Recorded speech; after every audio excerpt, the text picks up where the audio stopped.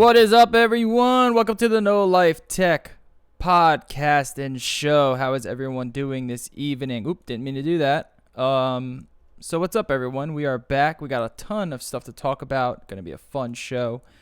Just setting up my stuff here. As you know, yesterday we were on a different setup here. Let me see if this works. Bada bing, bada boom.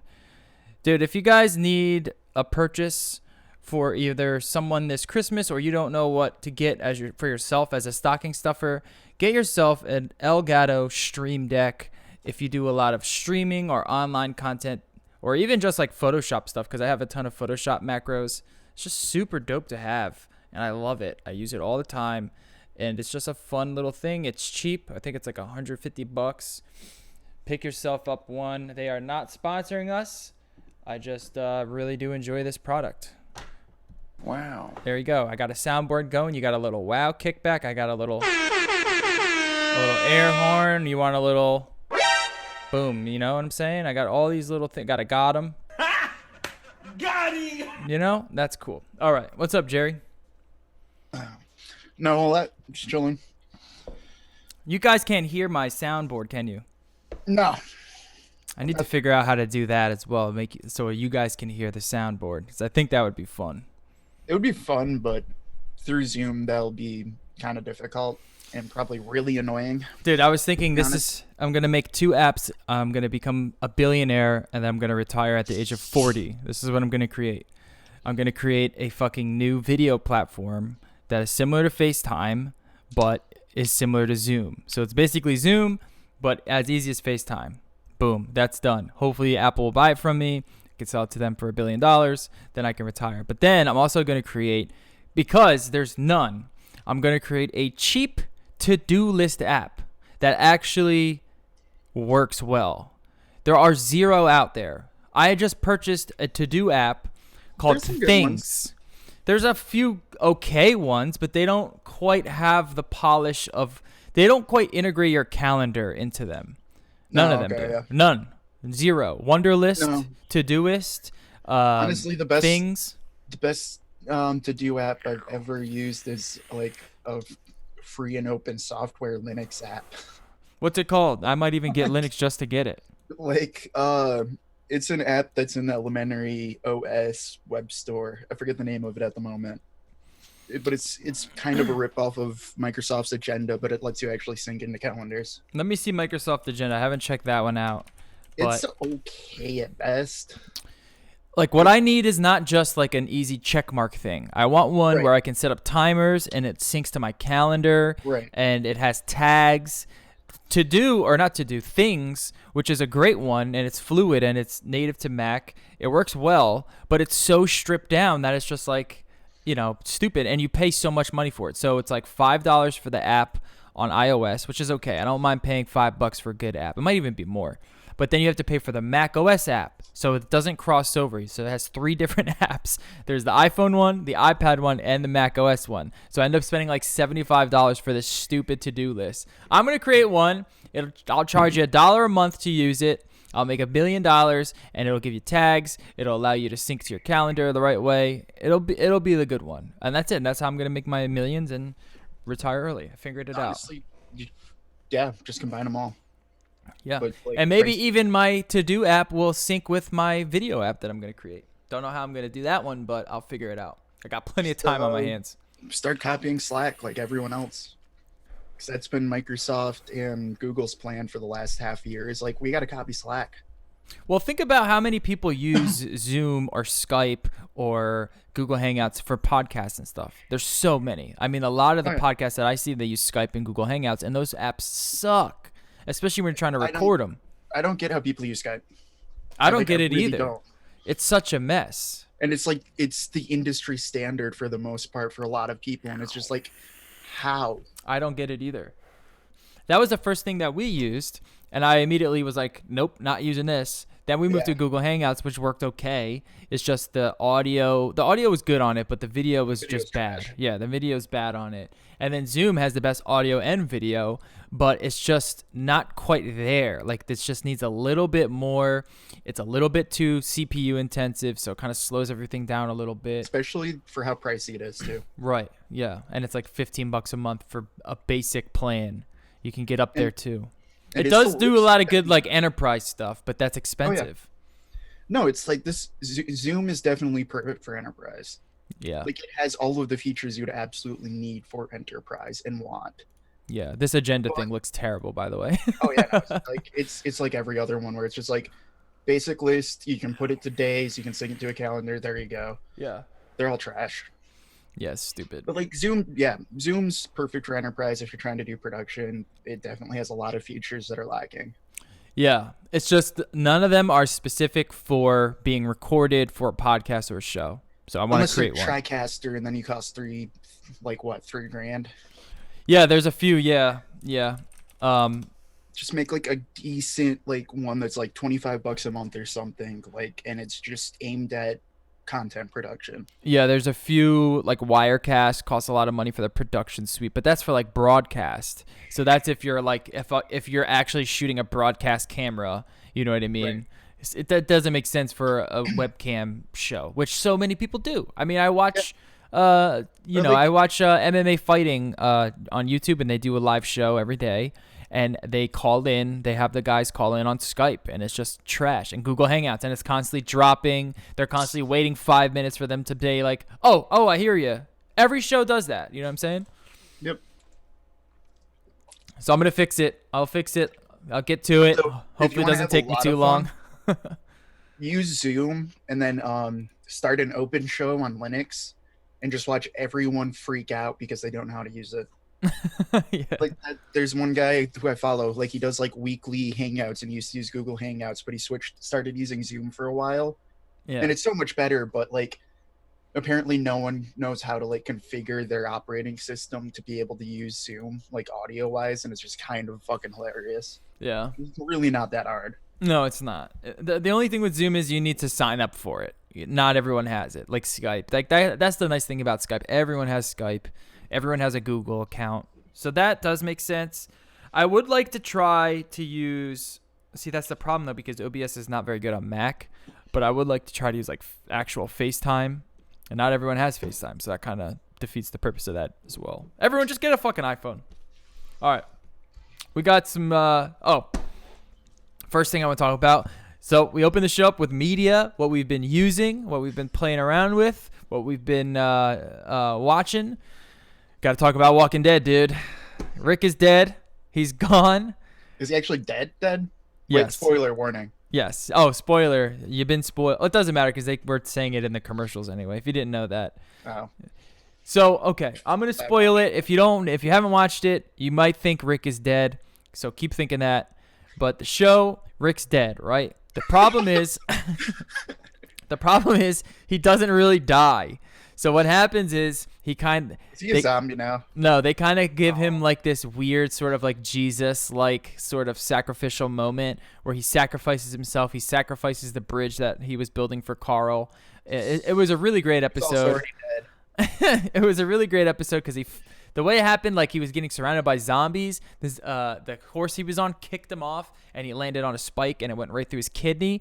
So then he's kind of like he's trotting back to try to get help, and he's bleeding out, and he's having these like flashbacks, and he talks to Herschel, he talks to Shane, he talks to a bunch of the old characters, and they keep telling him to like keep going, and you got to finish the job. And it all led up to the moment where he blows the bridge up to kill all the zombies to save all of the people. But then Trash Lady finds him, and we've been seeing weird things about Trash Lady, such as helicopters. She somehow has a radio that has a helicopter. Well, she finally comes, and she sees this helicopter. The helicopter comes. They're like, "Hey, do you have him?" And she's like, "No, I don't have him. I lost him." Talking about something that we don't really know yet. But then she looks, and she sees Rick kind of writhing in pain, like on this beach somewhere. So then the helicopter comes. She's like, I got something. I got an A. And they come, they scoop him up. She looks at him. And the end of that season, or the end of that episode, is Rick back to, like, he's alive. But he's going to be transported somewhere else. He's on a helicopter being transported to a different sort of time period in The Walking Dead. But he is alive in the show. It's just that in this show specifically, they think he's all dead. and the way that they've written him, he's going to be in a couple movies in the future. So he's not done with the Walking Dead universe. They just killed movies. him. Oh yeah. Oh, they ramped it up. So now there's Walking Dead. We definitely have 3 confirmed Walking Dead movies to come forward, and we have Fear of the Walking Dead. And we just saw another video game get released. So the Walking Dead franchise is not dead yet. They're still kicking it. But I will say, some people have been mixed. I've been mixed on this season. I've been mixed on kind of where this is going. I've been watching it since I was in high school. But the show, it feels like the best thing the show could have done was get off of the old source material. Start your own source material. This is now Judith's story. So Carl's dead. Rick is quote unquote dead. This is Judith's story, as well as Michonne and all the other ones. And we're kind of figuring out where to go from here. So when the next episode came, which was last week, there was a time jump, and we jumped, I think, 3 to 4 years into the future. So Judith is she's like 5, 6 years old, maybe a little older than that, maybe 8, but she's older now. She kind of rocks the old kind of sheriff hat, and we're getting introduced to like a whole new cast of characters. It's just a whole bunch of new stuff in the middle of the season. And next, I think we got 2 more episodes until the mid-season finale. Or no, the mid-season finale is either next episode or the episode after. So then we won't be able to finish that until February, which is the dumbest thing ever, but I've been saying that since episode 1. So that said, I think that Robert Kirkman's source material actually hindered this show, because it just didn't translate well into what the type of show that they want to create. They want to create a slower, more dramatic show, which I like, because that was like season 1. Season 1 had a lot of action to it, but it was still a slower, dramatic show. The setting is the zombies. It's not the main focus. They're kind of going back to that now, more true to form. It's always kind of been that way, but I feel like they've always tried to just remain true to the comics, but it just didn't work, especially when, you would kill someone like Carl off.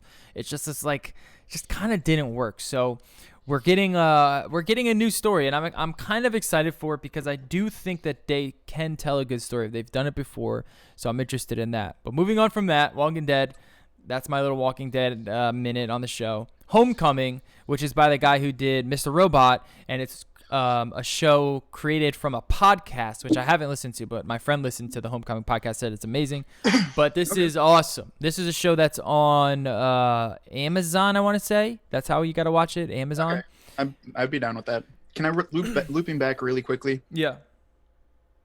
That sounds like, going back to The Walking Dead, that sounds like it would make it worth watching to me again. Right. The only thing that really doesn't make sense to me is in the middle of the season, and now you're 4 years later. Yeah. Well, they kind of had to do it. I know they had to, but it's one of those then show at least till the half season, show some sort of transition. Yeah. Show oh, okay, this is how we're getting there, whatever. Not just well, he died, but he didn't. He's off in Uganda or something. No, there was no transition. It just jumps right into it. Now it's 4 years later, and we have a whole bunch of different actors because we had to age them 4 years somehow. Yeah. Well, there's still some of the same ones, but we still haven't seen a lot of them. We only know a few have returned, but they kind of were just like, boom, you're into the future. Now we're gonna tell you what happened and what they're gonna do. So that's kind of, I feel like after the rest of, well, I feel like after the rest of the season, then we're gonna get kind of going. You know what I mean? They just needed to rip the Band-Aid off, and I'm glad they did, because I don't want another 2 seasons drawn out on a transition. You know what I mean? No, that's fair. Just put me in a new show. Yeah, I don't even mean the whole season, just at least till the mid-season or something. So there is a I see what you're saying. Point. Yeah, there's nothing like that. At the same time, that is the most Walking Dead thing ever, of just we have potential to make some really cool ideas, but instead we have to do this. Right. Yep.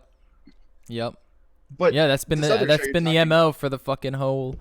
Yeah, the other show, Homecoming, it stars Julia Roberts, and it's about this. It's kind of like a Black Mirror, sort of like a Black Mirror episode where it's you know how Sam Esmail does it, Mr. Robot. It's just everything's real dark, dystopian, and you're essentially learning about these soldiers who are coming It's back. But it everything gets we want Cyberpunk to be. yeah, kind of. So you're getting like all these weird sort of like it's set in the future, but it's pertaining to like war, and it has real humanized kind of characters, and it's just an excellent. I can't really say anything because then it starts to spoil it, but I highly recommend it. I love Sam Esmail. I mean, Mr. Robot is one of my favorite shows ever. So when I saw this was coming out, I was excited. Is it as good as Mr. Robot? No, not even close. But it is a fun, entertaining show to watch. Something new. Homecoming. They're 30-minute episodes also, so they're short. Yeah, I think it's on Amazon. I'm pretty sure it's on Amazon. So check it out. Highly recommend it. Anything else I've been watching? No. I've just been watching the Red Wings go on a winning streak. Oh yeah. Yeah, that's about it. What about those Lions? Are they on a winning streak?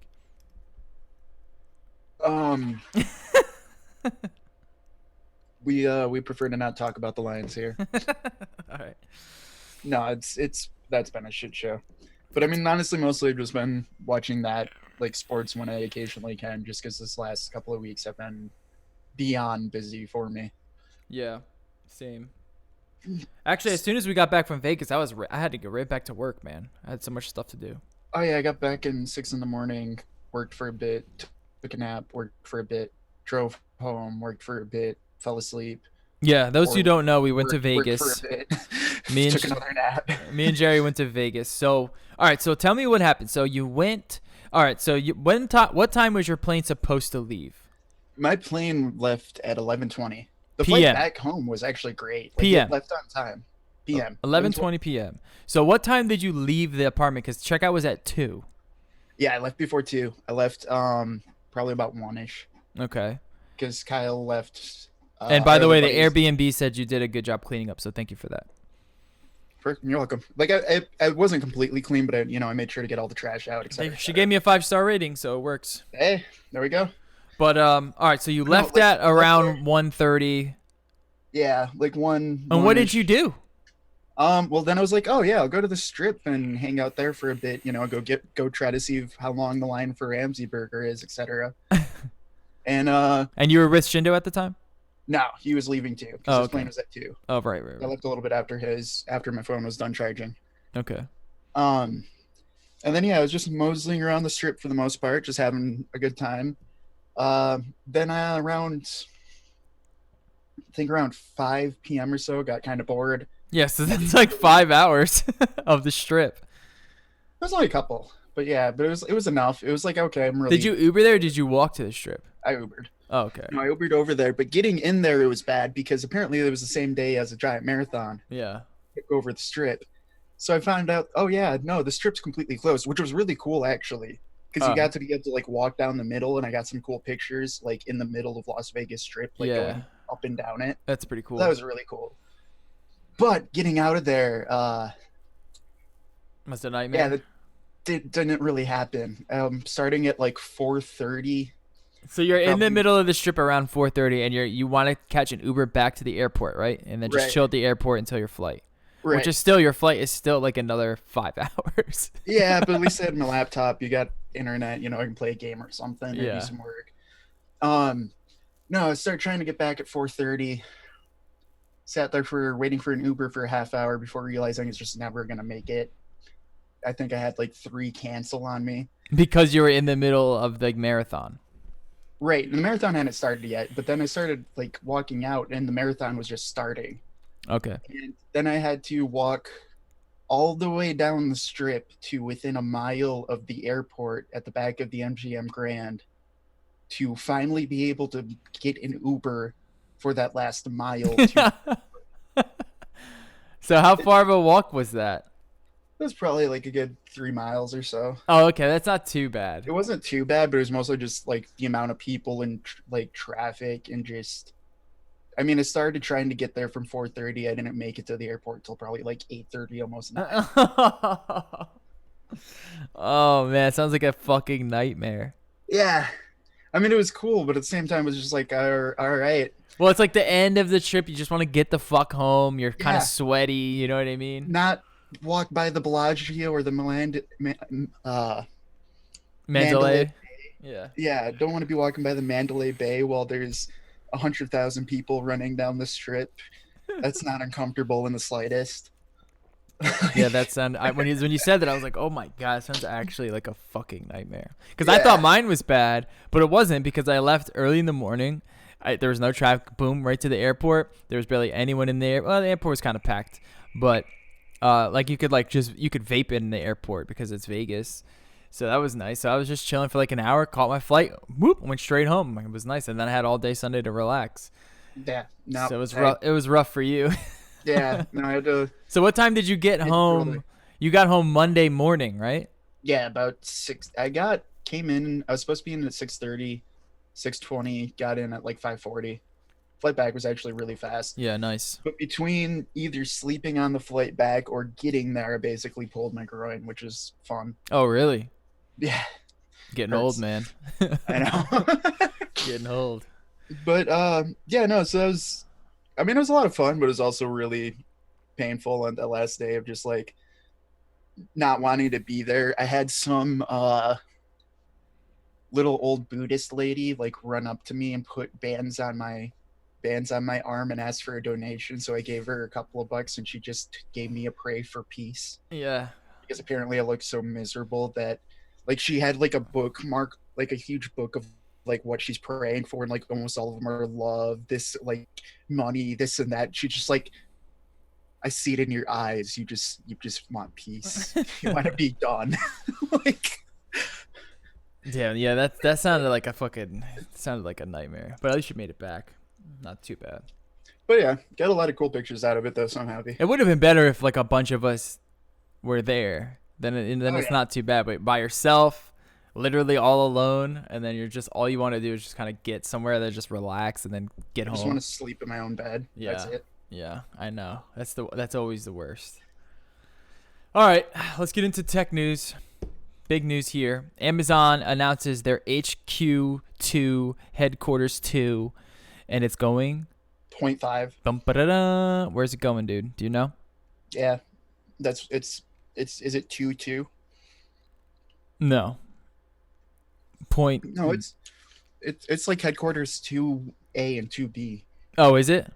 Yeah, Well, actually, where is it? I because don't have it they're here. putting one in Virginia, and then they're putting another one in Long Island City. Yeah, Long Island, I know is getting one. So New York is getting one. That's not a surprise. No, Everyone kind of knew New York City was gonna get it. but that's why I don't get calling it two, because it's like, okay, you're announcing one in Staten Island, like that's obvious, Yeah. but you're also putting one in Virginia. So like, which one's two? Because those are not close enough to like be the same location. No. No. And so it says the deal for the Queens development in Long Island City was announced on Tuesday after Amazon concluded a 14-month countrywide search for a location for a second headquarters for some 50,000 well-paid tech workers. The company, which ended up picking 2 sites and dividing the new workers between them, is also opening a huge corporate site in Arlington, Virginia, in an area across the Potomac River from Washington. Now, they were basically getting the best bidder who will give them the biggest tax breaks, which is a smart way to do it, man. I mean, that's capitalism, right? So these are the As long two. as you hold up your side of the bargain. Yeah, Yeah, these are that's the the two biggest. These are the two biggest places that would give them the biggest tax breaks. Maryland, we're gonna give them $8.5 billion, and Newark was gonna give them $7.5 billion.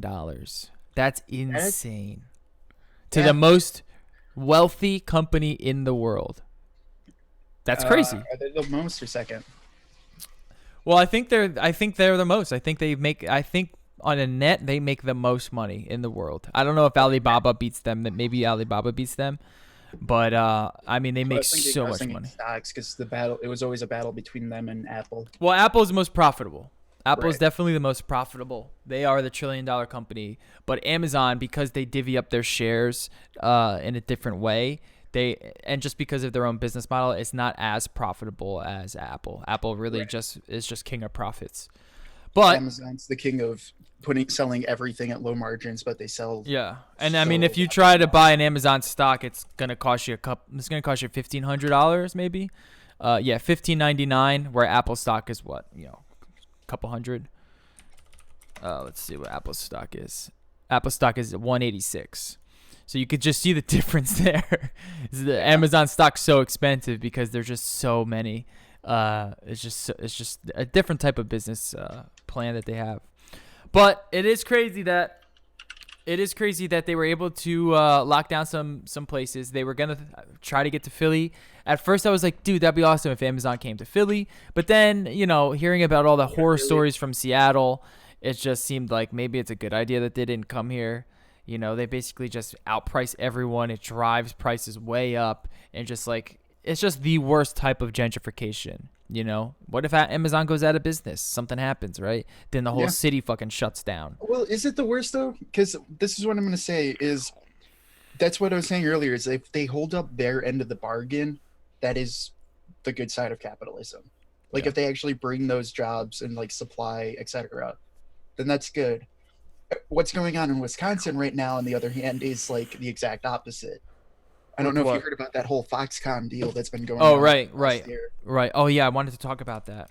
Well, yeah. Foxconn got $3 billion, and it might get a little bit more because originally they were going to build a giant factory in this like tiny town in Wisconsin that's apparently like destroyed it to the point that they're like expanding the highway just to deal with how much new traffic there is there. Yeah. But originally they were going to make like 70-inch TVs, but ever since they've started production, they've completely changed it. Like the amount of employees they're gonna hire is like hold on 1 second, cut down to an eighth or something. 1 second. Zoom just kicked me off again. I don't know if Zoom is having an issue. Probably. Or it was having an issue yesterday. Was it? It was kicking people off. Yeah. I don't know what's going on with this. I might have to change the password or something. We'll keep doing it. If it shuts off, then we'll redo it. But we're still good now. Keep talking real quick. Well, okay. Wisconsin gave them a $3 billion state subsidy if the company invested $10 billion in a plant, which probably isn't going to happen because, as of right now, apparently they got another $4.1 billion, this and that. Like they got a bunch of extra money, and every other state around Wisconsin's really pissed off because the plan for this is just to pollute the Great Lakes, pretty much. Which every other state was like, no, you got to give us a lot more than what you're offering for us to let you pollute the Great Lakes. Yeah. But apparently they changed. I'm trying to find the exact wording because it's so fucking funny. Oh, there it is. Apparently they're giving up on their original plan of what they were building the entire factory for, of building TVs. They've cut it down to 25% of the engineers and about 10% of the assembly line workers that were originally planned and given money for, so they can build a plant focused on and the actual quote, AI 8K plus 4G and how that will affect people. Yeah. By the way, that's not what? I cannot deal with these fucking websites and their autoplay. It's driving me insane. AI 8K plus 4G. Yeah, I don't know what that means. Apparently they're going to try to build an ecosystem around their displays, cellular, and AI technology. And he's just trying to market it as that. Well, the problem is that it was going to end up being like $300,000 out of taxpayers' money per employee, which is just not. Yeah. So they can pollute everything and give no jobs and make literally a non-existing product. Well, the good thing that happened with it is that it all happened right before the midterm elections, and then Scott Walker got voted out. So that's a good thing. I'm not surprised. Yeah, no. After that, if that would have worked, he would have been reelected. I mean, it would have been great. But this is the problem when you deal with these companies that don't care about any of these communities. They're just looking for the tax breaks. They want to exploit as much as they can. And if like something happens, they're like, fuck it. We're not going to make our money back. We're out. Peace. It just becomes a big clusterfuck. And like Foxconn coming to the United States is cool, but if they actually made anything. Yeah, it's just just stay in China where it's cheaper. Like you don't need to bring Foxconn here because all of the engineering is here. Just outsource all of the production.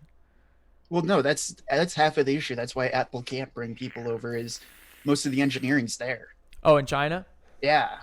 like you can design things here, but like actually the engineers required to produce a lot of the things are not here, Yeah. not anywhere close into the scale as we would need them for proper production of tech Right. products.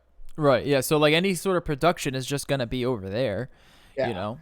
It just doesn't make much fiscal sense. And yeah, but with and at least with and Amazon, they don't have to deal with engineers. They don't have to deal right, with any of they that just stuff. sell products other people make for the It's most part. just retail. It's just massive retail at a massive Cloud scale. infrastructure, like that's all easily done here.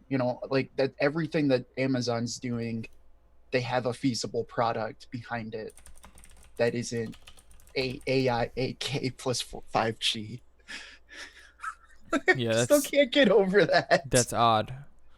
It's like, we need some buzzwords. That's what this plan is. There we go. We did it. But I am interested in seeing kind of what headquarters 2 accomplishes for Amazon. I guess it'll just be faster shipping, you know. I know there's Amazon warehouse somewhere around here, and I get my shit literally the next day, and it's so hard to not use Amazon. Yeah. You know, but I am a capitalist. I'm all for Amazon making as much money as possible. Let them do it. They provide the best service. I don't use anything else except Amazon these days. Oh, that being said, um, we might as well jump into this now because this is part of the Apple news. But Amazon also struck a deal with Apple, so they will now be selling Apple products. They're getting rid of all of the jank sort of Apple products that are sold on Amazon. They're getting It's all refurbs. all the It's refurb all stuff. refurbs, which is can be good and bad. I've had very mixed results with refurbs, so I'm kind of happy they're going away, but I wish they weren't all going away. I mean, I think the refurb market anyway is still Oh, what it's is it, fucking eBay? shady as hell Well, eBay kind of runs that whole thing, right? for the most part. Yeah, I don't really buy any refurbished stuff on Amazon.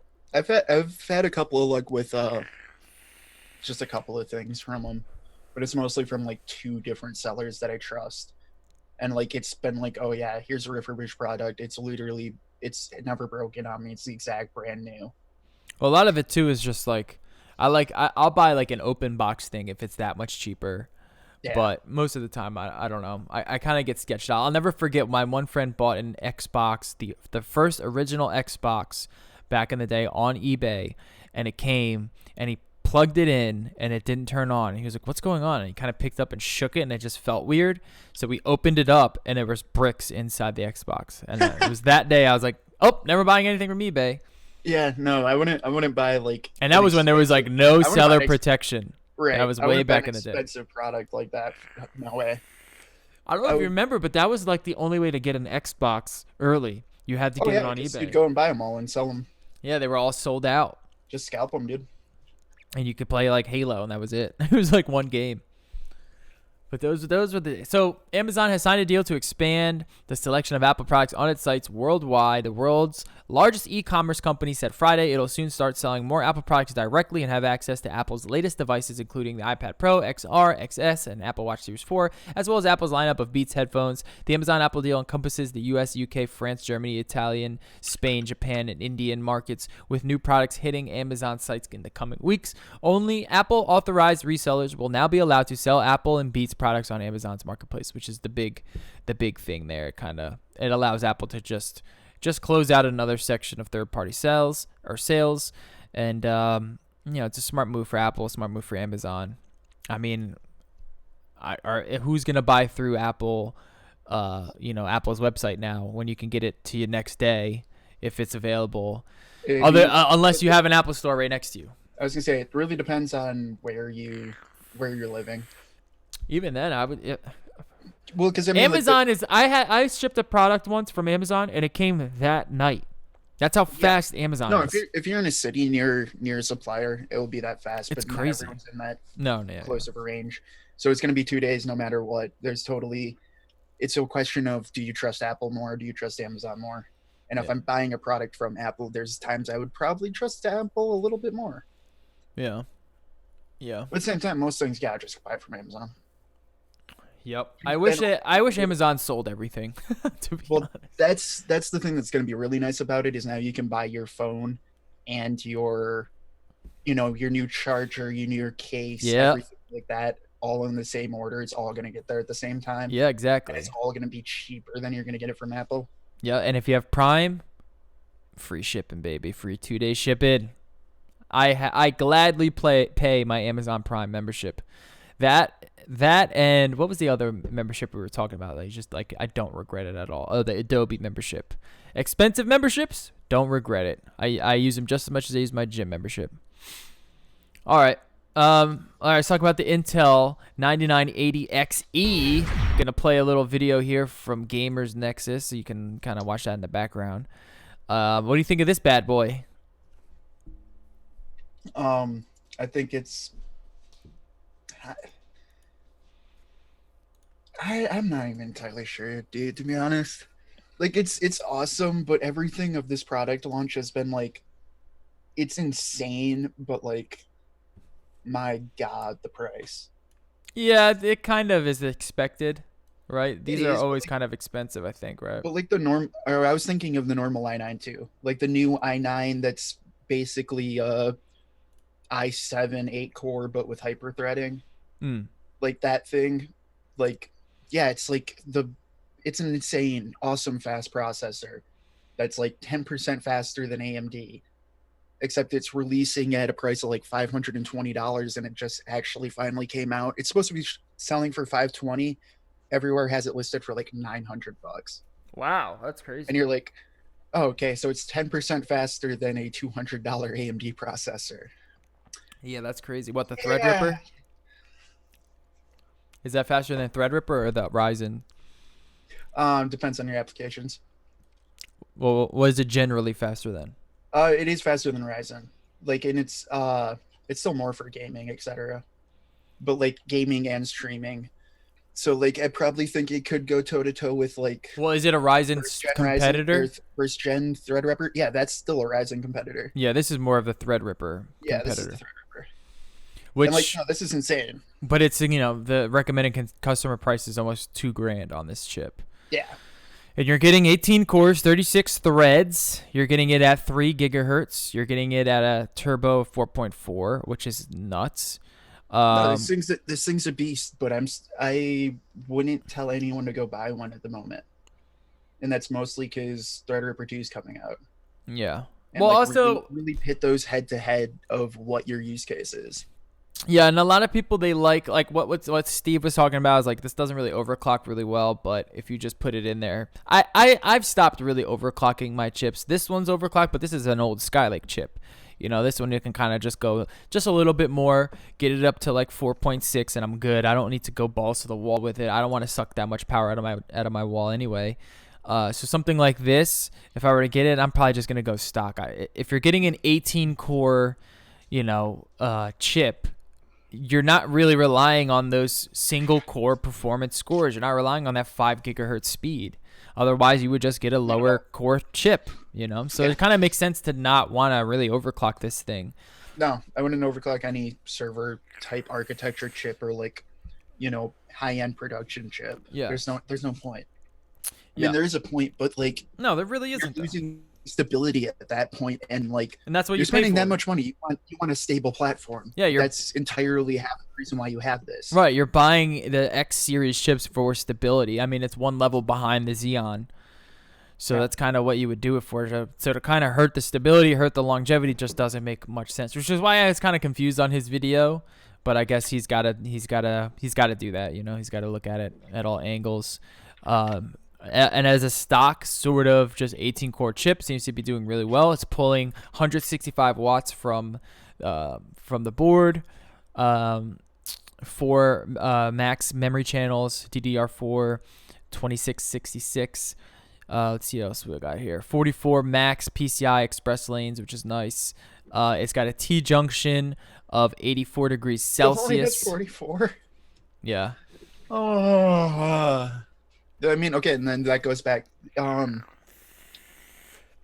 you need speed? Go Intel. Do you need a lot of everything else? Go AMD. Because that's that. Well, it's got Optane support. It's got. It does. It's but got. that's still so stupid to me. You're releasing a $2,000 processor with 44 PCIe lanes. when your competitors releasing 64 PCIe lanes at like $500. Yeah. Well, Like, that's the problem, is that AMD's value at just per core is just so much better. well, that's not even a per core thing. That's literally just like a, you can literally plug in probably like 4 times the amount of hard drives. Yeah, but it's also based that, like, when you're basing that value, you're really basing it on per core. You know what I mean? So when you're at a better value per core, it doesn't even matter how many that I mean the Intel chip can have a million PCIe slots, but you're still not getting that value out of it. You know what I mean? Because it's really, Well, you're really looking at it per core. you are, but I mean, like, that does totally matter, at least to me, if I'm building a production machine. Like, it totally matters is like, how many graphics cards can I shove in this thing before it's going to bottleneck or just not let me? How many high end, like, NVMe, PCIe storage can I add to it? Yeah. That totally does matter to me if I'm building an expensive platform production machine. Yeah. I want to see, I don't see any sort of quick sync with this, because I know quick sync and all of like the HEVC stuff is KB Lake, and these are Skylake chips. So I don't think that they do support quick syncs or any of the HEVC encoding processing power, which was the reason why the KB Lakes were so awesome in like an iMac, is because for video editing, you didn't really need a ton of cores. You still got the speed when you're converting HEVC, any sort of like these new codecs for video and video production. So that kind of hurts us as well. I don't know why they were still going with Skylake on this chip. It's kind of makes no sense. At least give us the quick sync and give us the HEVC encoding. Because Intel has no fucking idea what they're doing at this point. I think they're just releasing whatever they can right Well, now. I know yeah, they know what they're doing, but it's one of those things, they only like releasing their high end parts, like the Extreme series, things like that, but also the Xeon series. All of that's always based off of that first tick. Yeah. And since they haven't been able to hit 10 nanometer, there's like, they don't know what to do. Yeah. They're not that, like, they don't make talks really. Like, this is the first talk they've ever made of like the high end Extreme editions or like Xeon stuff. Yeah. So all of that's always just going to be Skylake until they eventually hit 10 nanometer. Yeah, which is crazy. Which is crazy. So I personally don't think this is a chip that really makes much sense. And I mean, if you want the best gaming chip, then you go with that new i9, No, nine I'd go i7 personally. I'd go the new i7. i7 because like the new i9 I would go with that if you're gaming and streaming, and money's no object. Yeah, I'm saying the best of the best, the i9 It's like if, 9900K is probably the best chip to get for anything. Well, that's the one that's clocking the best benchmarks. right, but it is also going for like $900 right now. Yeah. But if you're just like pure performance, like all you do is video games, I don't see a point in spending more than an i7. Oh yeah. I Yeah. really Yeah. don't. Yeah. For 'Cause, like, value, the i7 is probably where to go. well, it's one of those things too where it's like the i9 isn't even Yeah, you can't even it, find an i9 anywhere right now. yeah, like the i9 is not even that much better than the i7, and it's definitely not $600 better. It's the best of the best though. And then if Like, you want, just think of it that way. You can go buy an RTX 2080 almost for that price difference of your like 3% better CPU. yeah. I mean, I would even think about just going Horizon and then getting a fucking like a 2080 Ti. You're spending around the same amount of money, but you're getting so much more performance if we're talking just pure gaming performance, you know. Yeah, unless you're Or I should say about, pure gaming performance in a value kind of vacuum. yeah, value wise, yeah. 'Cause you're Plus, I getting the mean, best we're gonna see because the Zen 2 stuff's gonna be released probably at CES yeah. around there because they're already teasing it and they're talking like They up to like 30% IPC increases, which is a hefty amount. Then yeah, that could become a really nice gaming chip. Otherwise, if your pure focus is gaming, I'd still stick with Intel until something like that's released. mm. Unless you're going total value, then yeah, Ryzen on the way. I mean, personally, I'm thinking because I still need to upgrade this PC, but I kind of want to wait for Intel's next thing to pop up. But it looks like it might not be coming anytime soon. The problem is with these CPUs, they just get I'm gonna have released to wait a so year. much. Well, they get released so much. It's like what, which is if I buy this i9 9900K because I do a lot of streaming. I mean, other than Coffee Lake, it's always been a year. Coffee Lake was like the one excursion where AMD really started showing up Intel, and they like freaked out. Yeah, But yeah, everything else has always been on a yearly release. So like now that we have this new i9 and ninth gen that's Coffee Lake Plus or whatever they want to call it, like you're probably not going to see 10th gen until next year at best. yeah. That's what I'm thinking. So I think because I'd wait to see what Zen 2's got if you're still going to be waiting. yeah. Well, wouldn't CES this spring, right? January. Oh, it's in January. Yeah, it's like the beginning of January. So if we were expecting a release, what do you think around springtime? Probably at the latest, yeah. And that's when Usually we they might do see new usually, iMacs. yeah, that's usually when they do really late uh I like that. late winter, early spring. The problem is I do like the quick sync and all that HEVC encoding stuff. No, like it, yeah, they do a lot of cool stuff on Intel. But then really curious at how AMD is going to try to like push the pedal to the metal because they definitely have an advantage at the moment. Yeah. Not for pure performance, but where they're headed. Just value proposition and just like, core performance. It seems to be, I mean, Threadripper and Ryzen seem to be really impressive this year. Yeah, they're doing really good things, and it's. But I'm thinking getting biggest- two 2080 Ti's, putting them together, throwing a 9900K in there, throwing in like 5 NVMe SSDs and just going crazy with it. Spending like 10 grand on a PC, never upgraded for another 10 years. See, I think about doing that, and then I realize no, I'm still going to upgrade it next year in 2 years. I know, I'm anyways, still just going to 'cause I want always- the next fucking chip. Yeah. That's why I'm always usually a 5 series. I usually go i5s or our Ryzen 5s now, I guess. Just because it's like, I want new stuff. Yeah.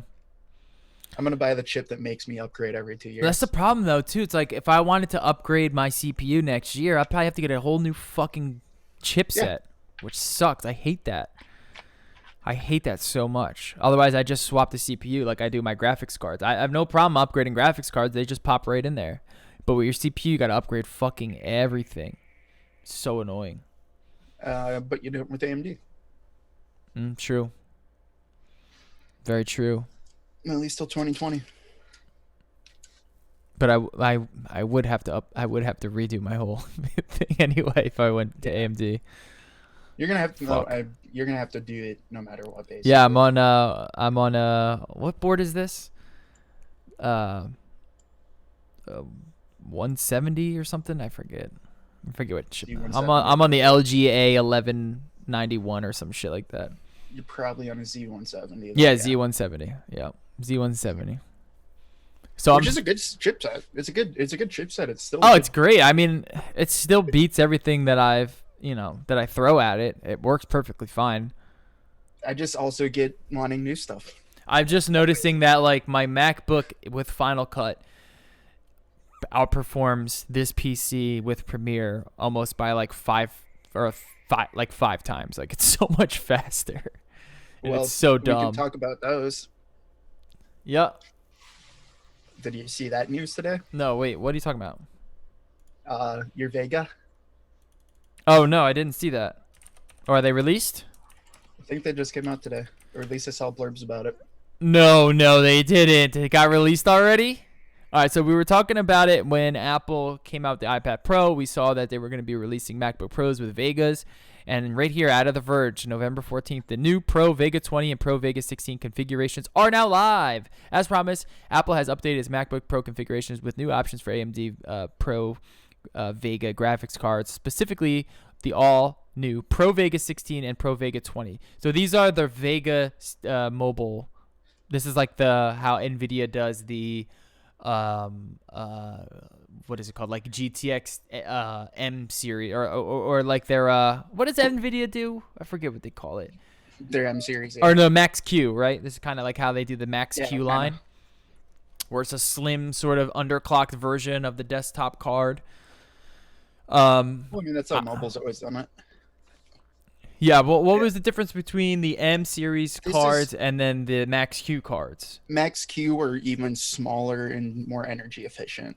Then the M series. Right. Max Q is more like, if you buy a 1070 Max Q, it's really more like a 1060. Because you're trying to. Well, that's kind of what I'm wondering what these Vega cards are, because I don't know. These Vega things are a lot more like the integrated, that weird Intel NUC with the AMD integrated graphics. Dude, that's exactly what I want. Yeah, no, this is a lot more like that, just also way more beefed up. So for the Radeon Pro Vega 16 with 4 gigabytes of HBM2 memory, you're spending an extra $250, and then an extra. I'd get the 20, and then an extra $350 for the 20. Oh yeah, definitely gonna get the 20. I might have to go pick one up tomorrow. I might go the i9 with 32 gigs of RAM, the Vega 20, and then a terabyte of storage, and I might be spending $4,500 on a laptop. That's insane. It's $4,249 with tax. That's probably around $4,500. Yeah, that's I need the write-off anyway. Fuck it. I haven't spent any money this year. That's fair, but that is. Well, I figure I could sell my laptop. I'll get at least $2,000 for my laptop, so that cuts the price down in half anyway, and I get a much better computer out of it. I mean, at that point though, if you're just talking about mostly leaving it in your office, I mean. No, it travels with me. Okay, for traveling. Okay, I was gonna say otherwise, like no, that you are definitely in iMac Pro territory, and you should just go. Well, that's what I'm thinking. It's like, if you're gonna spend that much already, right? That's what I'm thinking. Like, if I get this is essentially a portable iMac Pro. You know, at the very least, but you're still gimping the performance for mobility. Right. Where if I got the $4,900 or the $5,000 iMac Pro, I'd have just more performance, and I just wouldn't be able to move it. So it sucks that I'm in this position. I wish I could afford both. You know what I mean? Because like the 20 is gonna be great. The 20 Vega 20 whatever. Because usually what that's named after is how many compute units it has. That's gonna be like that lower Intel NUC, like the cheaper of those two crazy Skull Canyon NUCs. Okay. Because the top end one had 24 CUs, and I think the lower one had like 20 CUs. So you'd see really similar performance to that, just with better CPU performance. But graphics wise, it's going to be that. But if you went with the iMac Pro, you'd have a legit Vega. So what could those NUCs like? I don't even know what those NUCs are even doing. I don't even know what the benchmarks are on those NUCs at all. 1080 60p games. Like they're really good. For what though? Like what kind of games? I was just looking at something. I mean, like they're fantastic for how small they are, but that's still a lot of money for what it is. Oh yeah, I mean it is Apple. I mean, okay, basically that Vega M, the high end one, is about a 1060 Max Q.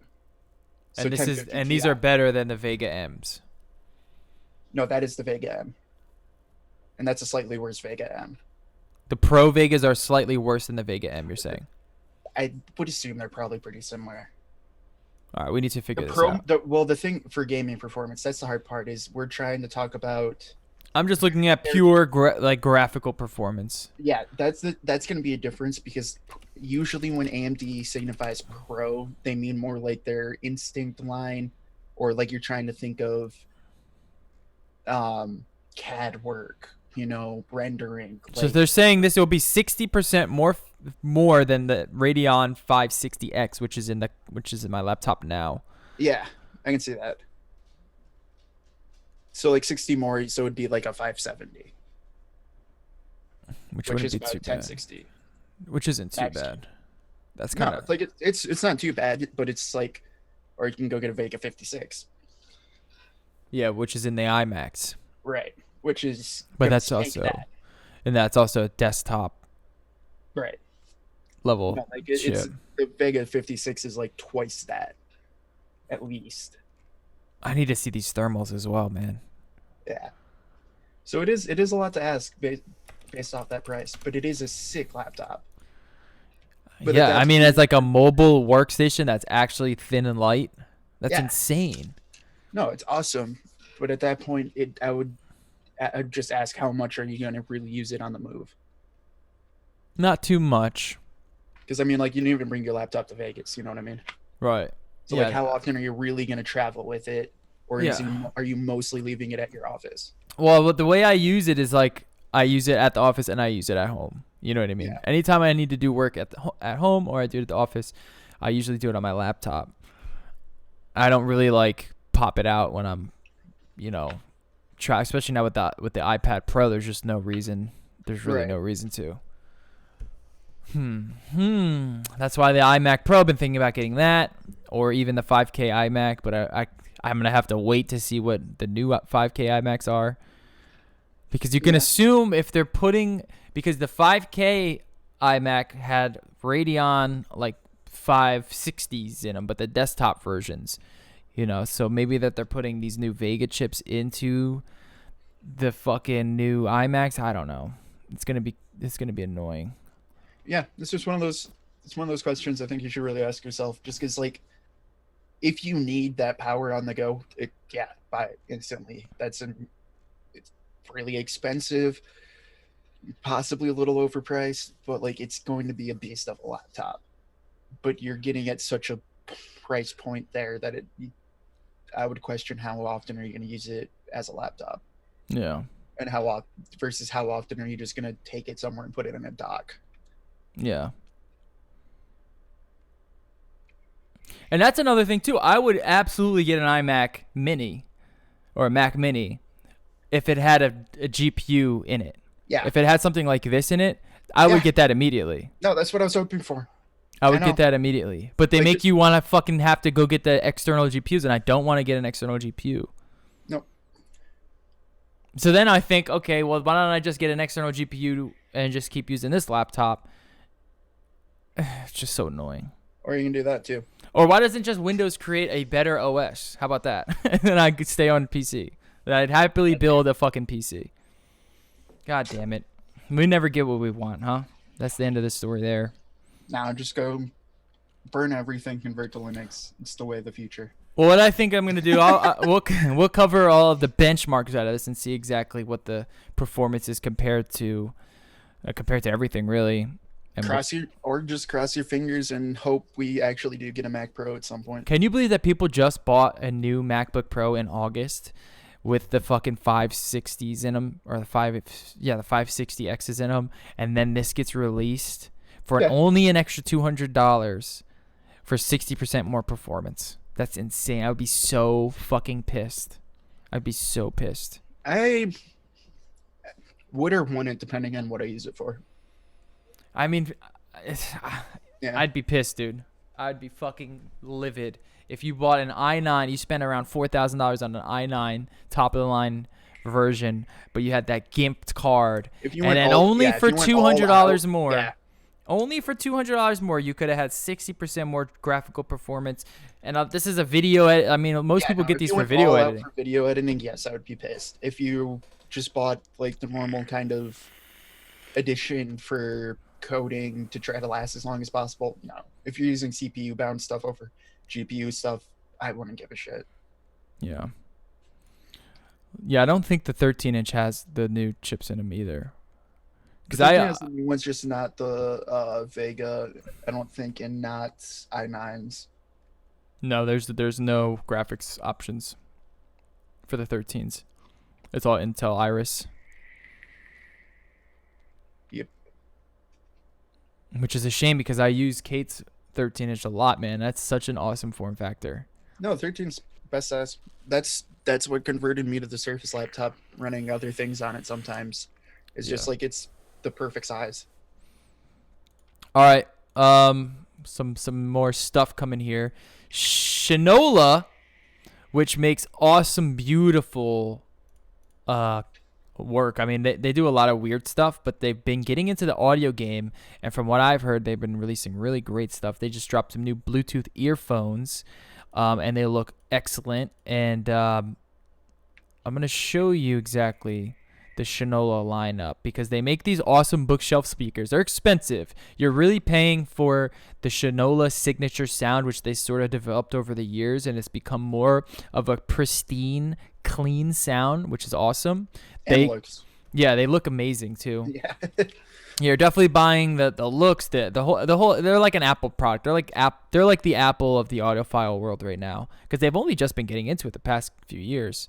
But yeah, you're getting a really clean sound. Like a lot of newer sort of Bluetooth products getting released and just audio products getting released. They try to chase that warm kind of bassy, droney sound. Shinola seems to be going the way that Grotto goes and trying to get that sparkly, crystal clear sound. And so here's their bookshelf lineup. And now they have their Bluetooth earphones, their in-ear monitors, which are $250. It's not too bad. They kind of wrap around the neck. I hate that design, but I guess they had to go that way. And they look really, really nice. We talked about Audio-Technica's M50X is getting Bluetooths, which are awesome. We're thinking about picking those up. These are the ones that I'm using now. Love these. I could put these brainwave earpads on them. They have the Canfield over-the-ear headphones, which aren't wireless. I would love to see a wireless version of these. These are going around $400, $450 to $350. Don't ever get on-ear headphones. I find that they just hurt your ears after a while. Always get the over-ears. And then you can't even get their turntables anymore, the Runwells. They go for $2,500. But these turntables, they sell out instantly. They're so gorgeous. Super easy to sort of maintain. Oh man, if you're still looking to get a nice turntable and you can't get a Shinola, Project U-Turn, you can get one of those. Are always the best way to go. The U-Turns and there's the Project U-Turns and there's another one too.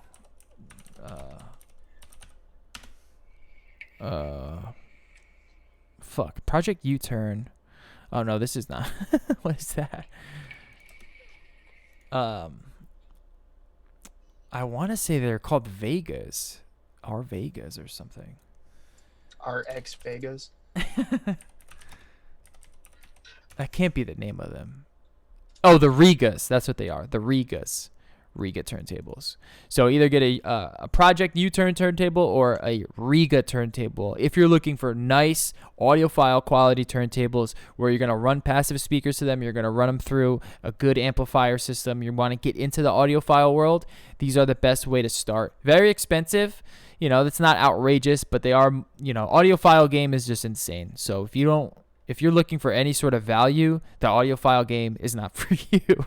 There's no such thing as value in audiophile unless you buy a pair of headphones or something. I mean, there's minor values because Status is doing decent. AKG's got some decent value. Yeah, I mean, but you're not. MTXs are decent values, but if you're going high end, no. Yeah. Not at all. You can get good reference stuff and good anything that any good stuff for producing stuff. There's always good value there. But when you're talking about actual active listening and I mean, yeah, once you get into the higher end, no, it's just free for all. Think about it this way: this man in Japan set up his own power source, his own power line outside of his house to get clean audio, which cost him over $100,000 to do. That's the type of shit you're dealing with in the high end audiophile scene. And then he aligned crazy listening rocks in a scenic pattern to perfectly reverberate all out through his house. Yeah. I mean, if you want to make a killing, figure out some of that shit and you make a ton of money there. Samsung has announced their stupid foldable phone. Have you seen this stupid fucking thing? Yeah. This thing is so dumb. In some ways, it's kind of really cool to me. It's cool because it's new. Yeah, no, even the concept of it I've seen for a while. And it's too thick though. No, this is. It was in a case. Oh, really? If you actually look really close, this thing was completely hidden behind a giant case so people couldn't see it because it's that unfinished. Yeah, well, that's what I'm saying. The way that it looks when they showed it on stage, it looks fucking dumb to me, to be honest. You could barely see it for a reason because they were trying to really hide it. Yeah. But, I mean, the idea of it's always been really cool to me. It would have to be so thin for me to really want something like this. And I don't know if they could do that. Oh, no, that's fair, too, because I don't think you're the target market. The target market for this is entirely old people. You think so? Oh, yeah. like, you kidding me? This is like perfect. Where it's like, oh yeah, you have it in your hand, and you can see, oh yeah, I got him text message, and then you flip it up, you flip it open, and it's a huge giant thing that like a 60-year-old can actually read. Maybe. I Like mean, I that's would really what I think a lot of the I, target market I is would going. love to see that. I would love to see an old person with one of these stupid things. Or like, even, like us as we get older, I think that's what we're probably going to end up with, is something like that that's going to like be portable, but then when our eyes are completely shot, we can make it 30 times bigger so we can actually read the goddamn thing. Yeah, but it doesn't really make it bigger. It just gives you a tablet form. It kind of just turns into like I like the idea of a small phone and then it opens up to a like more of a phablet style device, but it can't be like that thick when you close it. You know what I mean? It's got to be Yeah. like a No, I size don't of a phone now. I don't think it'll end up being that thick in a couple of years. I I think can't this is imagine it. this is all total prototype bullshit. Because like this has been a race recently, because someone else just recently made one that was thinner, and they were the first people to like actually produce a working prototype. So now Yeah, the Samsung, Royoles. yeah, so now Samsung's got to show off their prototype. Yeah, look how This is dumb this literally one is. this is all just at this point like showboating to show that, hey, we have prototypes and we can eventually make this. Yeah. What you're seeing on the screen now is the Royole. And this is like a tablet and you fold it into a smaller tablet. Like this isn't Yeah, even a phone at all. This is not portable really. no, This is like like this a this is all, like, literally all of this at this point is, um, cars at car shows, yeah. like all the concept crap at every car show. That's literally all of these, what these are. No one's gonna ever see I these just in don't production. I just don't see the appeal for it yet. They would really have to sell me on something. Like if it was able to really pack in some serious hardware and you had a good tablet and you could also dock it. You know what I mean? Like if it was just like a Yeah, mobile computer, that would then be cool. then Like, I would be a little bit more interested cuz then I don't need an iPad and I don't need a phone. Then I right, can get you rid of just have both of those one things. thing for everything. Yeah, that would be kind No, of cool. I agree. Like, and I do like. I think the concept of it's a lot cooler to me than it actually is. Yeah. It's like, I do agree with you at this point where a lot of these prototypes are showing off. It's just like, I can see where you're trying to take this in 5 years, and it could be really cool then. But like, everything till then is going to be garbage, Yeah. just utter garbage. And Samsung's leading the pack, so they're gonna bloat it the fuck up with all dumb hardware or software in it. Yeah, Samsung, work on your fucking software before you start making foldable things. Now I'm trying to think, like, if I had maybe, maybe the whole thing doesn't need to be a screen. You know what I mean? Maybe like, I don't know. I'm trying to think of a better use case as in just fold it open and you have a, tablet.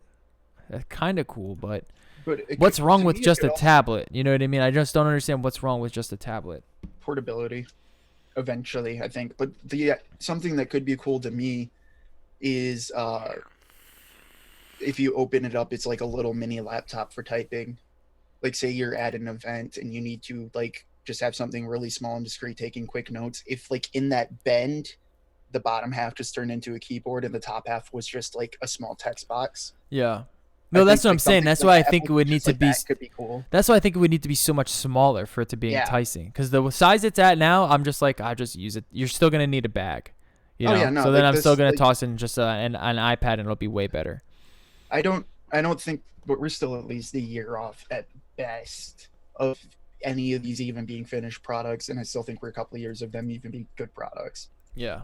I want them But to if hurry you, up because I want them to get better with it. I want to see where it goes, for sure. yeah,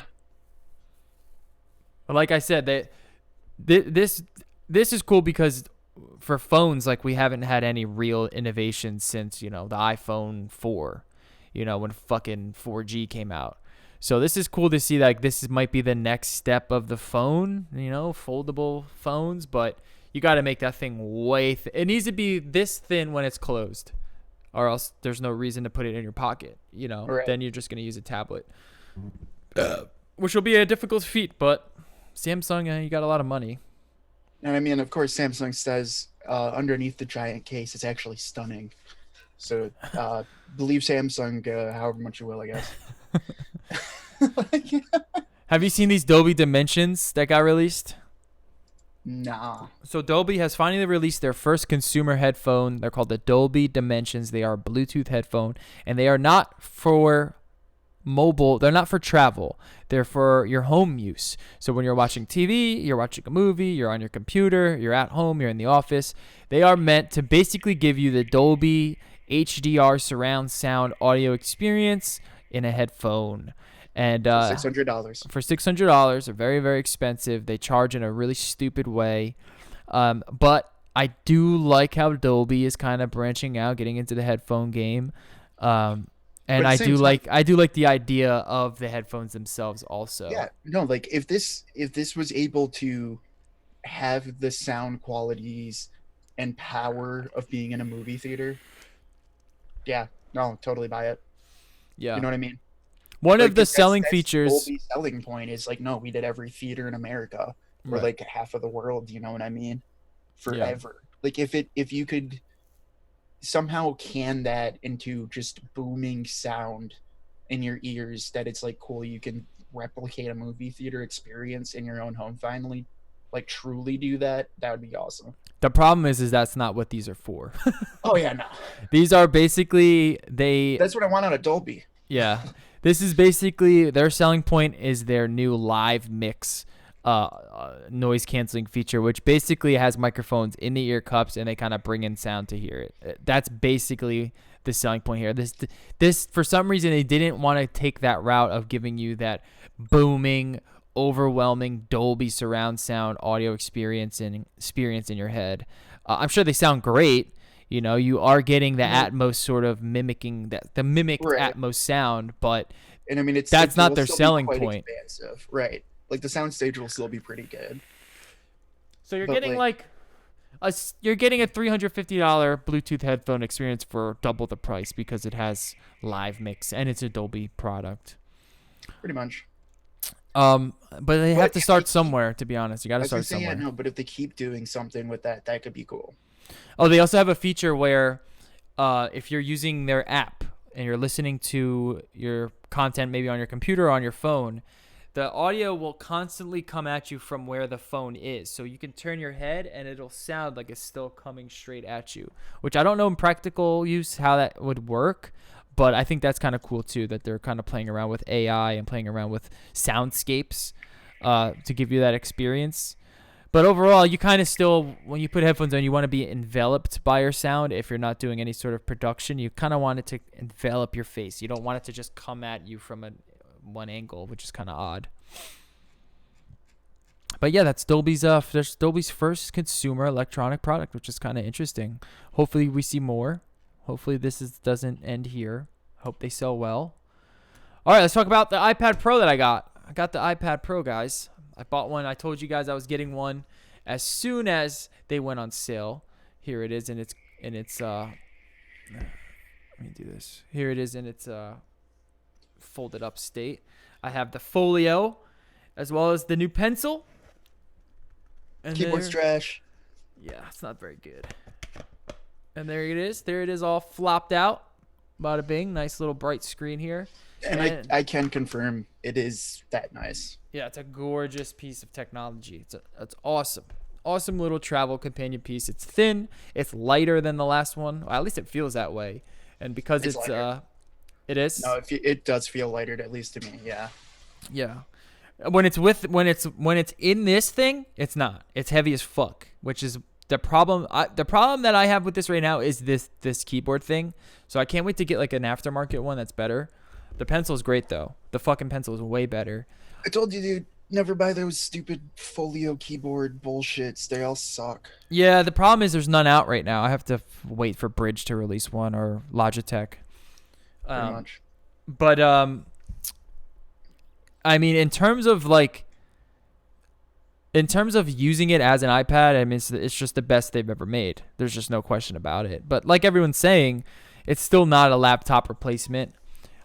Which isn't that big of a deal for me because I know all the workarounds to get anything I need done from my iPad. I can get it done, but I understand where a lot of the a lot of people just want a cursor. They want mouse support. They want Mac OS on their iPad. And hopefully when we see iOS 13 come out, we get some of those features. I don't think we need all of it, but hopefully we get some of those features. My biggest problem with it, because it's fucking fantastic, and it's one of those things where you're mentioning like wanting specific features.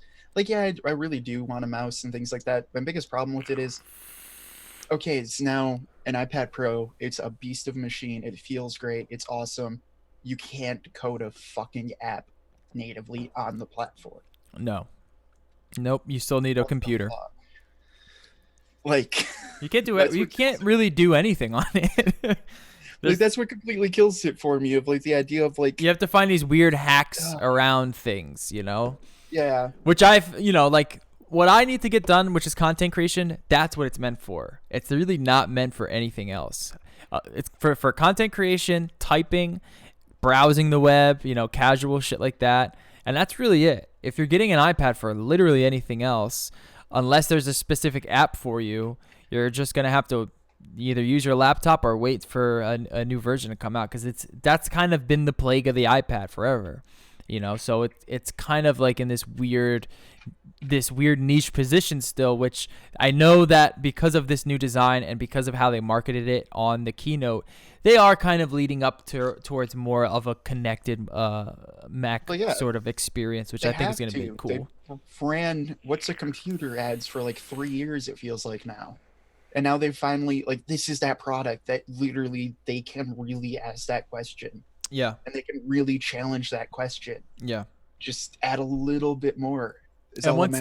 I think once they do, then you're going to see when they do this is when you're going to see Mac start to turn into this just mobile focused sort of, because that's when their ARM chips are going to come out. You know what I mean? Like, it's just going to all kind of come in at once. They're going to put the USB-C on your phones, and just everything's just going to kind of work the way it used to work.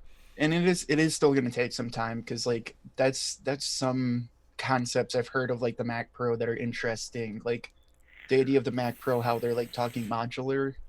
Yeah. Okay, still have it use an Intel chip so you can use all of your normal programs, but put a processor on it that is one of their ARM chips, so you can start working out how you're going to code all of those ARM apps. Yeah. And then eventually in 2 years or Gen 2, you're going to completely switch, because there is going to be this weird transition period.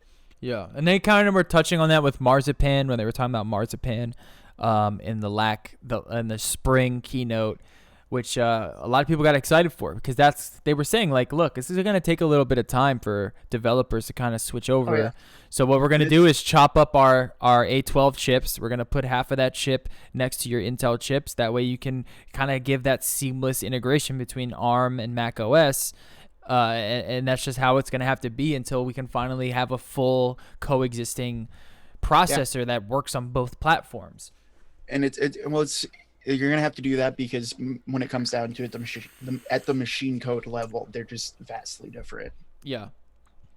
But we know they're taking steps to kind of remedy that. Now, if you are looking for an awesome if you are an artist or an illustrator, the iPad is just unless you're getting Wacom and you're working on a Cintiq and one of those, super expensive things, which are still the standard, then the iPad is kind of your travel companion device. If you're a photographer and you're editing photos, the iPad is still kind of the best way to do it.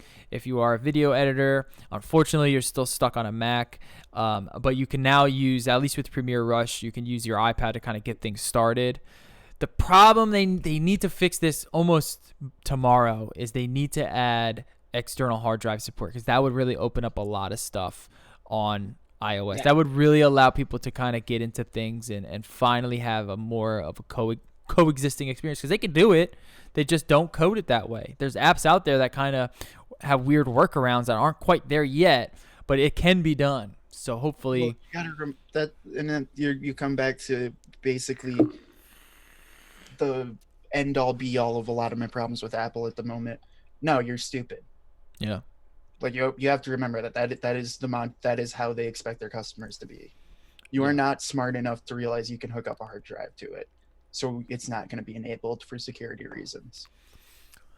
Yeah. Well, is that why they do it that way?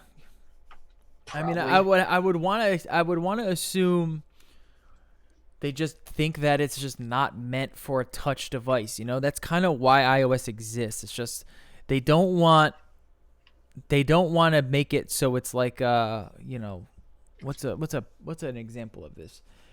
Because you could see on how like for Windows example, when I Because have the when I new use my Windows laptop and it had a touch screen, I'd never use that touch screen because it's not meant to be touched. It's meant to just I use use a mine cursor. often. I think it depends on how you use it, but I use mine a decent amount. Yeah, you might be the only one who scrolls I with know a their lot of people. finger. And it also really depends on the size. Like if my laptop was any bigger, no way in hell I'd be doing that. Right, right. But But still, it's still not meant to be touched. You know what I mean? You yeah, can, it but really yeah it's not meant to be. It's meant to be used with a cursor. That's how it was yeah. developed. But like it is So I in that understand. I like, understand how they want to make sure that separation is there because it does make sense to me. it does to an extent, but it's one of those things where it's just like But a hard drive has nothing to do with that. exactly. It's just one of those things where it's like how everything's locked down. You can't open up a fucking computer because you're too stupid. Like a repair shop cannot repair your computer because they're too stupid. Yeah. Like it is like this overwhelming nanny state that annoys me sometimes. Where it's just like, no, I would like to buy my product and be able to do what I want to do to my fucking product. No, not with Apple. Oh my god, all my batteries are fucking dead. Not with Apple. You have to use it the way they want you to. Otherwise, you're gonna bite the dust. And you know what? I'm okay with that until, you know, until I'm not. I don't know how much longer I'll be able to. Because I'm at a point where it's just like, if Windows released the type of device that I want, like I am not beholden to Apple. It's just I love the way it all kind of works together, and I love AirDrop. I love all the little things. I love the AirPods. I It's don't know, they just do all the little things fantastic. yeah. It's just just if one of those- If Windows could release something like the Surface, but put everything that I want on there, they were so close. Then I'd have no problem picking up a Surface, and that would Yeah. be my laptop tablet hybrid. But for some reason, they fucked No, it they up. fuck it up too. They Yeah, fucked they it all up. are. But with that, at least you can like go and change it. That's what annoys me. Where it's just like, no, I just want to like open my computer and fuck shit up for. Can you fun. open a Surface? I No, don't think you can, right? no, Surface you still can't either. I mean, laptops, no, you probably really shouldn't. Yeah, I don't mind know that. Like PC and stuff, that's different. Yeah, it's just I don't know. It's just like that whole mantra of like, there's just those little things where it all adds up. Where it's just like, yeah, why can't you just put a hard drive on it? And it's literally just because They just haven't done it yet. That's the only reason. it's just one of those like it's such an easy, simple thing to think of, but it's like either a combination of it wouldn't make them money or people aren't smart enough, Yeah. and it's like I don't even okay. think it's that. I just think they just haven't done it yet. You know, there's just one thing that they're just like, nah, we don't want to do that yet. Like, cause it makes no sense because you can put like when I put my SD cards in there, I mean they load right up. It's just for some reason if it's a file system device, it doesn't. It says no, so it's so dumb. You know, and I'm sure maybe Well, you then can do that's some dealing weird. with how iOS deals with file systems, which has never been fantastic. Yeah, well, it's like And which is if another it's thing of, anything like, other than put like macOS on images, it. if it's anything other than images or videos, then or like the supported codecs, then it just doesn't load them. And I guess the exFAT files or the NTFS files just doesn't work that way. So it's just weird, man. It's just they need to work that stuff out. But I will say, man, it is a fucking nice device to use. It is. I've been using it pretty much exclusively. Like, it's just so nice to just be able to just lay back on the couch and just, you know, get anything you need kind of done. At least for what I need. Super nice.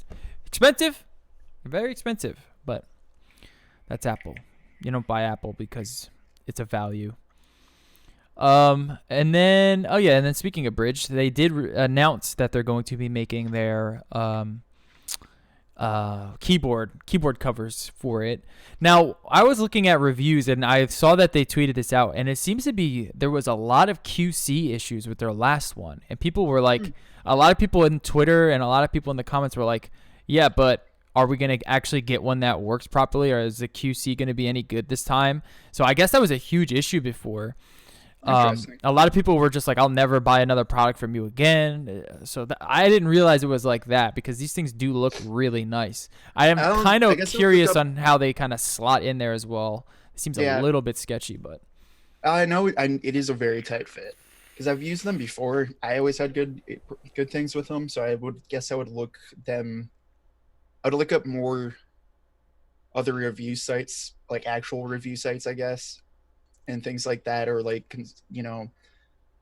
consumer reports, like bull crap like that over Twitter. yeah. Because I mean, Twitter, it's just gonna be the cesspool response no matter what. But like, yeah, no, like I would be interested in trying it out. Yeah, I definitely want to check them out, because I seen them at Best Buy. So hopefully I'll be able to try them there before I buy one.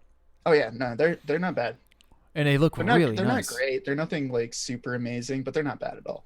Well, the way that this new one looks, it looks a lot closer to a MacBook, which is kind of cool. That's how Bridger's always done it for their Apple stuff. Oh, It just really? makes it Yep, it just makes them look like MacBook clones. Yeah, that looks pretty dope. But then their website looks like it's not done. It says, wait, there's more. Lorem ipsum dolor amit cardigan tryhard Yeah, it's just Etsy Laura small Gibson. batch distillery fashion axe banjo Austin Tumblr Occupy 90s. Why did they write that? It's just Lorem Ipsum. Do you know Lorem Ipsum is just Yeah, I know. generic It's just like, garbage. I know, but why would they put that? It looks like they Because they actually haven't went used in their and changed website. the words, though, because there's Pinterest, Tumblr, Oh Etsy no, on there. you can get Lorem Ipsum just generates whatever nowadays. Like it literally just generates garbage. Yeah, definitely. Maybe they were trying to make a joke there. I don't know. Doesn't make sense. And Let's you see can how much also this will like be. you can just have it start with different things like that. There's no price on this either. Hopefully it gets released soon. Let's look at the one for Someone 2017. obviously could have messed with it as a fun, but they shouldn't have launched it like that. No. Yeah, it says like it looks like they were trying to make a joke. Oh, they are backlit too. That's cool. I didn't know that. Backlit keys. Ooh, that makes that a really compelling. So the last one was 150 bucks. Yep. It's around the same price as the Smart Folio. And All it's right. a lot better, personally. It's a better typing experience. If that also is if it works properly. Yeah. I mean, there are real keys. Yeah. They're not these fucking It's not a membrane dollar store keys. membrane. Sorry, I've always thought that about all of those stupid folio things where it's just like, oh yeah, I remember buying these just from the dollar store 10 years ago. Yeah. They make them for the Surface as well, and with a little trackpad on them, but that trackpad is tiny. Yeah. I don't Is the Surface trackpad? No, the Surface trackpad can't be that small. See, that would be a case where I'd be like, just get the Surface one. 'Cause they probably have the Windows Precision drivers. Well, it says Precision. I don't know if that's Windows Precision though. but you can't use cursor. What, on the Surface? You can on the Surface, but not on the iPad. If you're talking about buying this for the iPad. Oh, no. Gotcha. Oh, you would. Oh, I see. Oh, there's actually storage in it as well. Oh, that's kind of cool. I wonder if that works for the iPad. I wonder if it actually connects to the Surface, or not the Surface, the connector, the smart connector on the iPad. Yeah, I don't know. Since I haven't ever bought a bridge, I've just used them. No, it looks like it's just blue. Oh, at least the last one was just Bluetooth. Yeah. I think for the most part, it's usually been Bluetooth. Yeah. All right. Any other news that has come out? I think that's pretty much it. I don't think there's much else. The Verge put out a thing on Google's Night site. It looks trash. It looks about as good as I expected it to be. Does it? Yeah. I mean, it looks like you just turned up the ISO. You know what I mean? I don't know. That's a hot take because I heard mostly good things about it, I guess. But yeah, It's just they're not like, it's not like night vid. You know what I mean? It's not like it's not like miraculous. Like if there's no light and you're trying to take a picture, it's still gonna look grainy and muddy and like, It's a you'll. lot less grainy though. I mean, from the It is pictures like they turning showed, up. it wasn't very good. For a smartphone, I think that's pretty decent. Were you looking at the one on the Verge? Yeah. Like no, it's nothing amazing out of this world, but like the comparison with and without it's huge. Yeah, you could see it like that. Like no, it's still terrible. You're still taking night pictures on a tiny sensor that you're moving in your hands. This one looks pretty good, but there's a It's lot of never gonna light here as well. it's never gonna be fantastic. Yeah. I mean, it is better than just It's raising the ISO up on your phone, yeah. you know? Like yeah, don't get me wrong, it's still not that great, but like it's a lot better than I've seen on a smartphone. Yeah. Just don't expect a lot of those pictures to be usable, is what I should say. Yeah.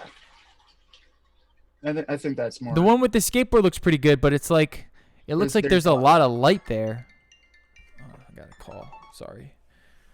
Yeah, it looks like there's just a lot more ambient light, which like this one here with the tree. Like outside, I see what they're trying to do, and yeah, no, okay, I totally get this now. Some of this can look really good, and yeah, definitely don't have too high of expectations because some of these are going to turn out total trash. Because I've had some of my pictures stylized because Google will just like, if you use Google Photos, sometimes they'll just randomly stylize your pictures for you, and that's Really? what it reminds me of. Yeah, and like sometimes their stylized versions are just trash Why would they do that? because they have AI and they just do it for fun. Um, what was I gonna say? But a lot of it is just turning up ISO. But A at least lot of the it's time mostly, too is like mostly green. a lot of people don't like turning the flash on, Right. which I don't understand. Like, if you're in a dark situation, you want to take a good picture of people or something, just turn the flash on. These cameras have gotten really good at syncing flash and making sure the colors match up, and you're gonna get a much better picture than this guy, like a muddy picture of a guy sitting in the dark. You're gonna get something usable, and then you can go in and Well, edit it and make it work. I was gonna say the thing that I see the biggest difference though is selfies, because then obviously you don't have flash. Well, they do it with the screen. If you take a Right, but selfie, it kind of like shoots It's a not blank screen not the at you. same. You know what I mean? No, it's not. It's not. That's true. So I can see that helping out a lot. But like, yeah, it's cool, I guess. But it's nothing out of this world. But for a phone, I think that's actually pretty decent. Yeah. Yeah, it's not too bad. I can see why people are getting hyped over it. Because if you're just using it for your phone and you're just just taking a quick picture to send to your friend or something, that's a quite a noticeable difference.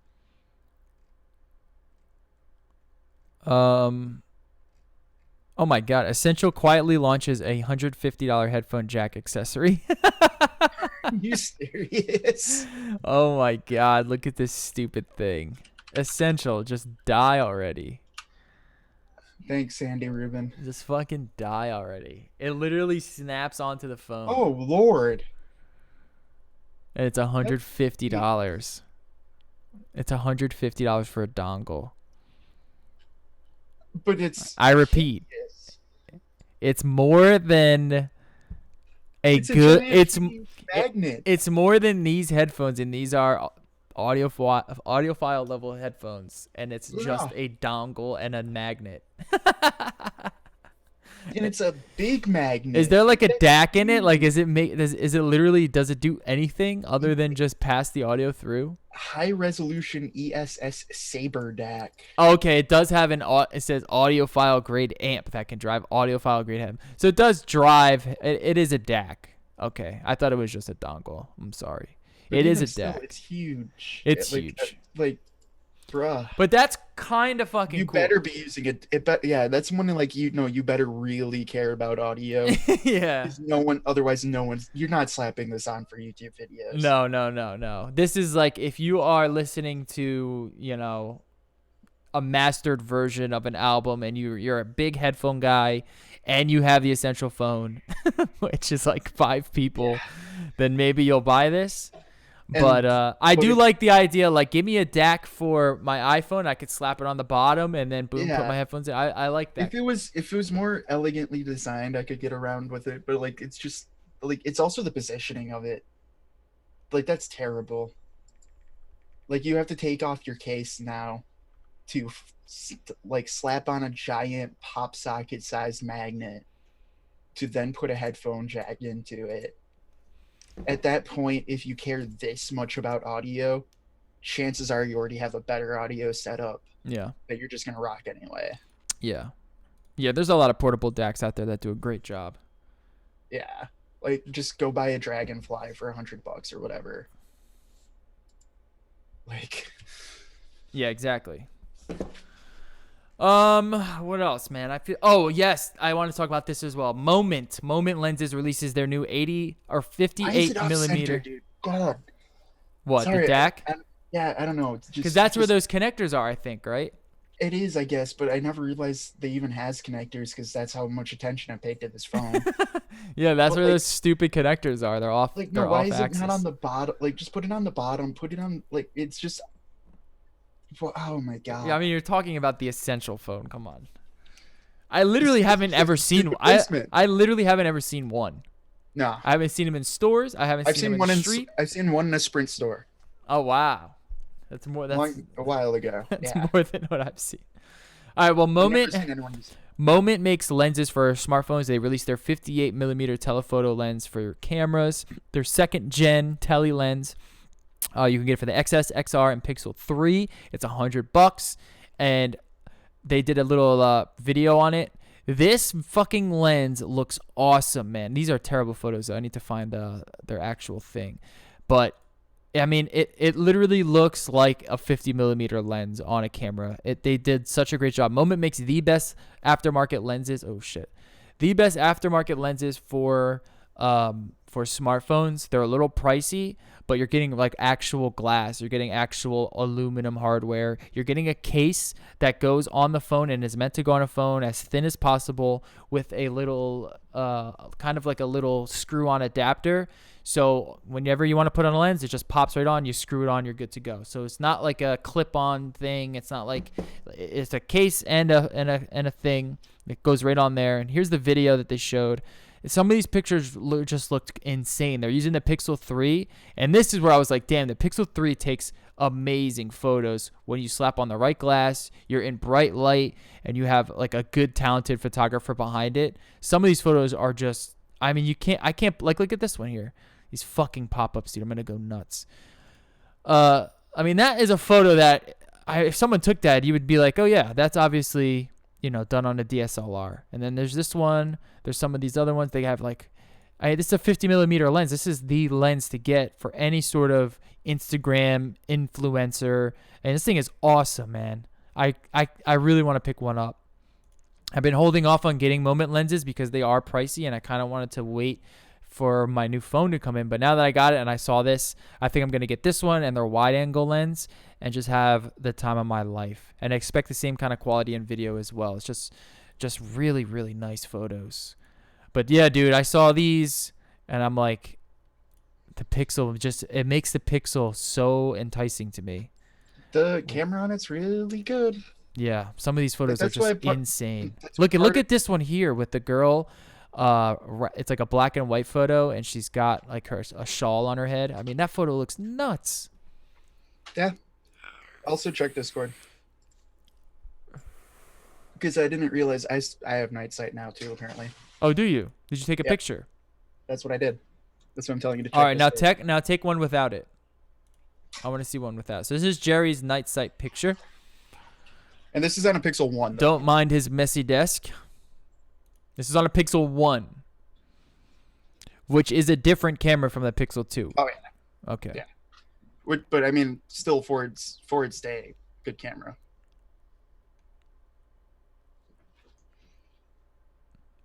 You take one of the desks, too? Yeah. Take one of the desks as well. I want to see what the desk looks like in the dark. So you can see here. Let's zoom it in. Let's zoom it in. Let's look at it. So you can actually see detail in that photo up here. You know, you can make out who those people are. You can see it's a little muddy. Again, this is how old is your phone? 2. 2 years? Yep. 2-year-old phone. I mean, you can see the color detail in the controller. You can almost see the gradient from like the light part all the way to the darker part, which is kind of impressive. You can't make out the words on the bottle, but that just might be, you kind of can see strawberry, but the other one is completely blurry.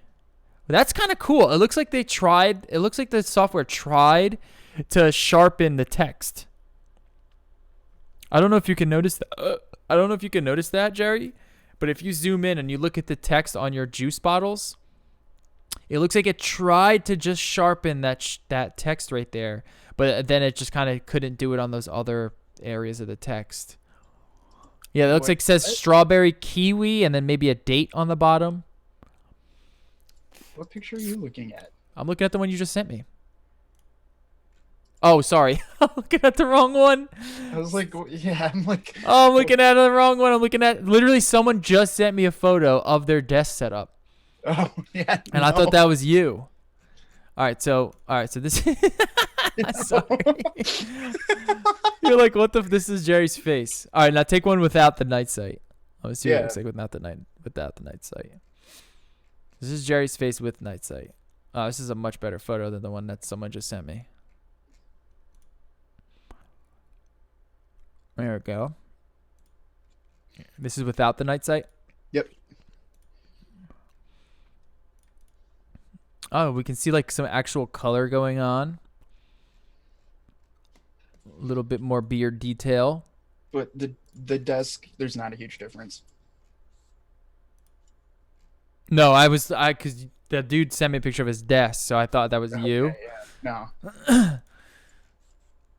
Yeah, honestly, even on that camera, you can tell a difference. Now, is it blurry because you moved, or is it blurry just because of the dark? It's blurry probably because it moved. Oh, okay. I'm holding it out in front of me and trying to use my webcam to take a picture of myself. Yeah, send that one. All right, here's one of Jerry's desk. Let's take a look. Which one is let me see if I can pick out the night sight one. Yeah, the desk is a lot harder. Yeah, I can't tell which one the night sight is or not. Technically, it's the second, I think. Yeah, it looks like the second one is just kind of brightened up the shadows a little bit. It's a little bit clearer too. But that's also because it's using more HDR. And here's all right. This is a lot. All right, this is a lot better. So this is the one without the night sight, and this is one with night sight. So here we can definitely see the difference. So look at the detail on his shirt. There's just more detail on the shirt. And the color accuracy behind it, things like that. Yeah, it's a lot more color accurate. It's less blue. You can actually see his chapped lips. Yeah. Is it from Vegas? Probably. My lips Dude, are so chapped everyone when there we got has back. had such bad allergies. Yeah. I'm going to leave that picture in the corner there. All right. Yeah, so that's it. Moment has new lenses. I got a new iPad. Walking Dead might be good later. Amazon is going to take over the world. Intel still is releasing Skylake chips. But yeah, see, that's why if my battery wasn't dying, I would totally keep this phone. That's a 2-year-old phone and the camera's still that decent. Uh-huh. Yeah, and you're not a photographer. Yeah. You don't need to take the best photos. Like, well, look at those Apple sales. People aren't buying phones as much anymore. It's because their old phones are so good. Yeah. That's the problem with making your phone so good. Yeah, no, like right now it's literally just because I'm an animal. I use my phone more than I should or the average person really should. So my battery's just gone.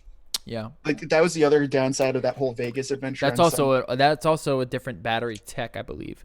Yeah. So the new batteries would even be even more efficient if you upgraded. I would hope.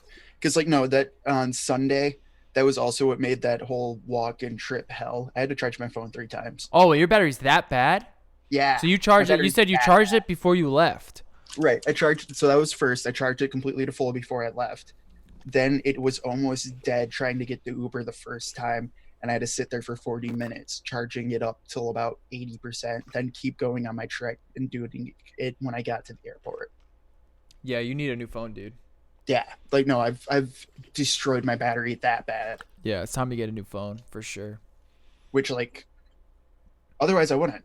But no, I can't. You can't live like that. Can you put a new battery in there? Like, can someone repair it and put a new battery in? Probably, but like You just want a new phone anyway. might as well. Yeah. iPhone, dude. Get the blue bubbles. I hate texting these fuckers in their green bubbles. It's enticing. I would say the iMessage is worth $1,000 alone. It's pretty good. All right, everyone. I hope you guys enjoyed this episode. I'm going to go eat dinner. We'll catch you guys next week.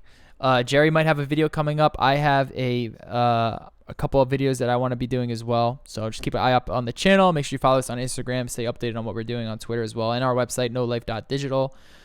And we'll catch you guys later. Peace.